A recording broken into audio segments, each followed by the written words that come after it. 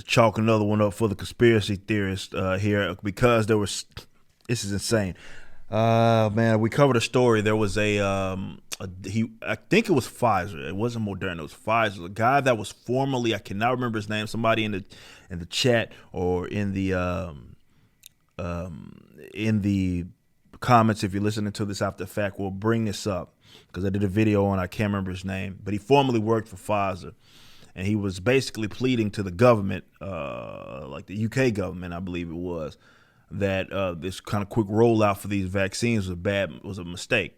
And some of it came, and what he highlighted was some of the issues from a reproductive standpoint, particularly in women.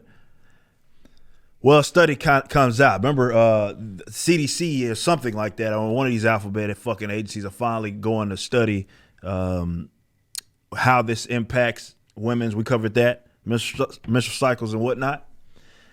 So we already have one study that is already fucking confirmed exactly that.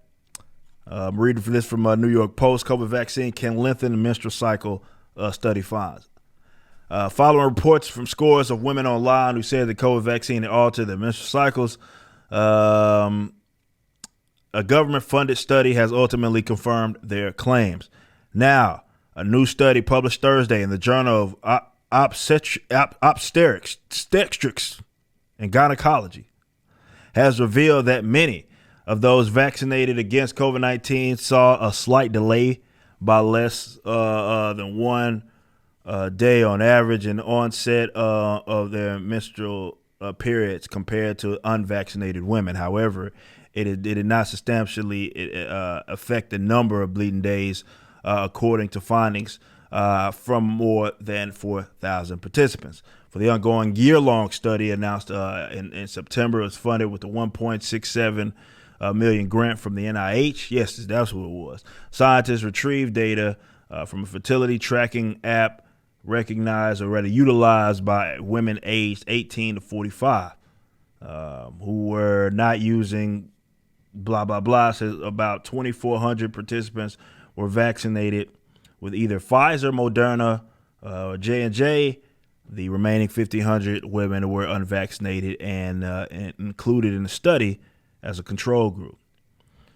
The average increase was about 18.96 hours following the second dose.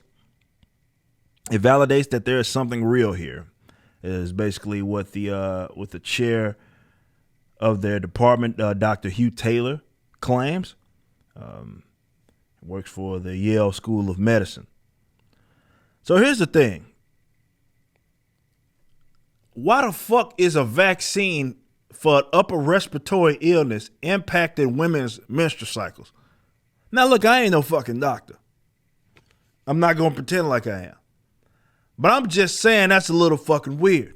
Now, yeah, man, you take all these different medicines, they have fucking all kinds of side effects and shit.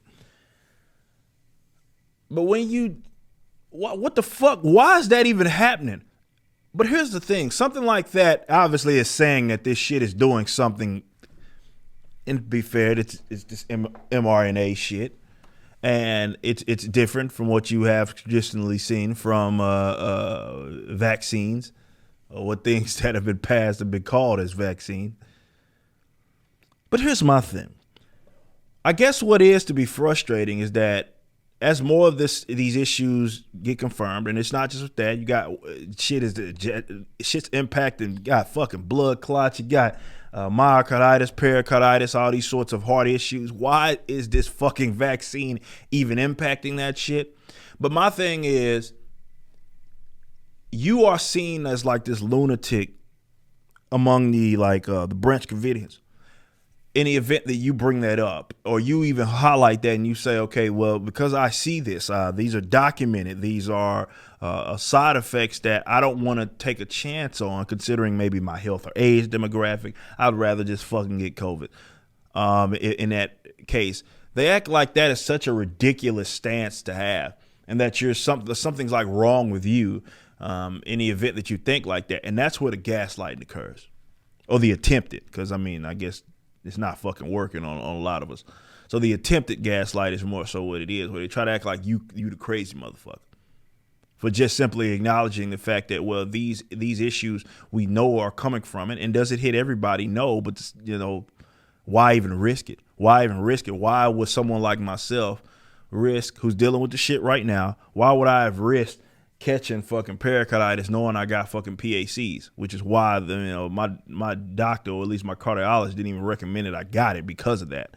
It's like, yeah, it should be harmless per se, but yeah, an inflamed heart isn't actually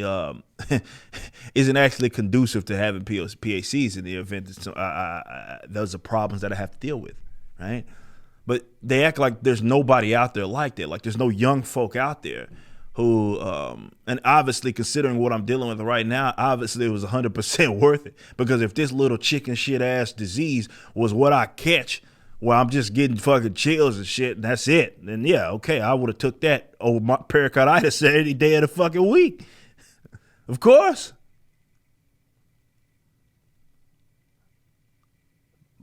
But a lot of folks mention this issue, particularly women's reproductive health issues, and this jab somehow impacting it, and they were laughed out the room. Some of them were experts. Some of them were people that were that had been around for a long time, were people that had just as much credentials as the folks that they tell us to listen to.